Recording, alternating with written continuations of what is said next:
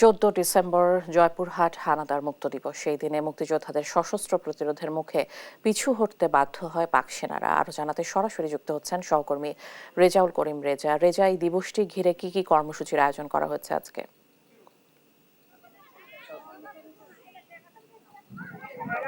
হ্যাঁ, আমি এখন দাঁড়িয়ে আছি জয়পুরহাটের করই কাদিপুর বৌদ্ধভূমিতে।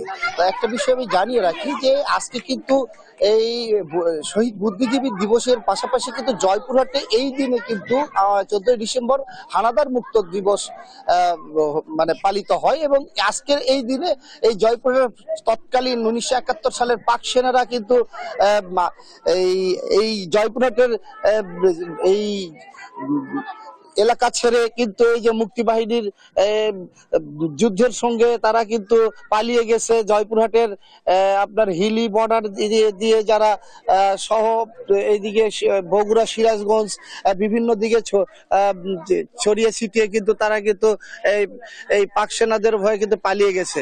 এই তো এখানে শহীদ বুদ্ধিজীবী দিবস এবং হানাদার মুক্ত দিবস হিসাবে সকালে কিন্তু এখানে পাগলা দেওয়ান বৌদ্ধভূমিতে এই জেলা প্রশাসনের উদ্যোগে কিন্তু এই আজকের এই দিবসটির পালন করা হয়েছে। পাশাপাশি এটা করই কাদিপুরেও কিন্তু এই শহীদ বুদ্ধিজীবী দিবস এবং হানাদার মুক্ত দিবসের সরকারিভাবে জেলা প্রশাসনের উদ্যোগে পালন করা হয়েছে।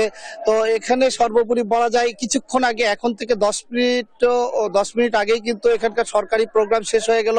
এখনো আপনারা দেখছেন এখানকার বিভিন্ন প্রতিষ্ঠানের শিক্ষার্থী সহ তারা কিন্তু এই প্রোগ্রামে আছেন এবং আজ সারাদিনই কিন্তু এখানে ফুলেল এই শ্রদ্ধাঞ্জলি দিবেন বিভিন্ন প্রতিষ্ঠান এসে। তো আমি এখানকার মুক্তিযুদ্ধের গবেষক আমিনুল হক বাবুল, তার সঙ্গে একটু জানতে চাইবো, কারণ এই শহীদ বুদ্ধিজীবী এবং এই হানাদার মুক্ত দিবস সম্পর্কে আপনি একটু জানাবেন। ধন্যবাদ। মহান মুক্তিযুদ্ধের ঠিক পূর্বক্ষণে 14ই ডিসেম্বর তারিখে সুপরিকল্পিতভাবে বুদ্ধিজীবীদের হত্যা শুরু হয়েছে ব্যাপকভাবে।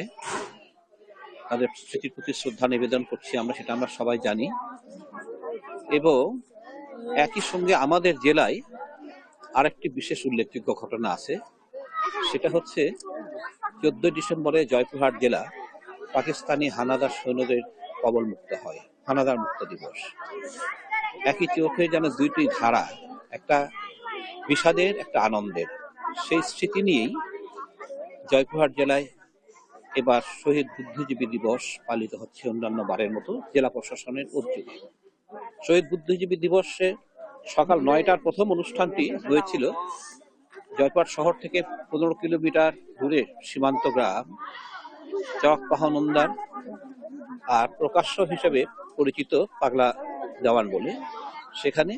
এবং এখানে তার পরবর্তীকালে করই কাদিপুর পাশাপাশি লাগোয়া দুটি গ্রাম, এই দুখানে পাগলা দেওয়ানে পাকিস্তানি সৈন্যরা শুক্রবার জুম্মার নামাজরত মুসল্লিদের ধরে এনে তাদের উপর অত্যাচার চালিয়ে তাদের দ্বারাই গর্ত খুঁড়িয়ে সেইখানে হত্যা করেছিল প্রথম দিনে 28 জন। এবং সেই তারিখটা ছিল 4 আষাঢ় 1378 এবং 1971-এর 18 জুন তারিখে। তো ওইখানে প্রথম দিনে 28 জনের পর সমস্ত গ্রামবাসীরা চলে যায় 1-1.5 মাইল ওপারে ভারত, সেখানে শরণার্থী হয়ে যায়। এরপর 8 থেকে 10,000 লোককে তারা হত্যা করেছিল পাকিস্তানি সৈন্যরা, যারা সবাই ছিলেন দূর দূরান্ত, পাবনা, সিরাজগঞ্জ, ফরিদপুর, বগুড়া, নাটোর, নওগাঁ এইসব গ্রামের শরণার্থী। তারা জানতেন না পাকিস্তানি সৈন্যরা সেখানে ঘাঁটি করে আছে, খোলা জায়গা ছিল, ওখান থেকে পালাবার পথ ছিল না। কারণ যেসব শরণার্থীরা সেই সময় আসতেন তাদের পা 50, 60 বা 100 মাইল হেঁটে আসায় এবং কোথায় কাতর থাকায় পা ফুলে গিয়ে কলা গাছের মতো হবে। সামনে সৈন্য দেখলে আর পালাবার পথ ছিল না, তাদের উপর হত্যা করেছে, মা বোনদের উপর অত্যাচার করেছে।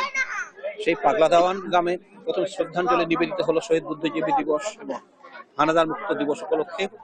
জেলা প্রশাসনের আয়োজনে জেলা প্রশাসক ছিলেন হ্যাঁ, সেখানে। ধন্যবাদ। তো তো একটা বিষয় আমি জানিয়ে রাখি যে আজকে যে হানাদার মুক্ত দিবস এবং শহীদ বুদ্ধিজীবী দিবস, এই দিবসে কিন্তু মুক্তিযোদ্ধা, এখানকার স্থানীয় মুক্তিযোদ্ধারা যেটি জানিয়েছেন যে স্বাধীনতার 53 বছর পরও কিন্তু তাদের চাওয়া পাওয়া এখনো কিন্তু শেষ হয়নি। এবং পাশাপাশি এই 2024 সালের রাষ্ট্র গঠনে যে ছাত্র জনতার গণ অভ্যর্থনকে সাধুবাদ জানিয়েছেন। ধন্যবাদ।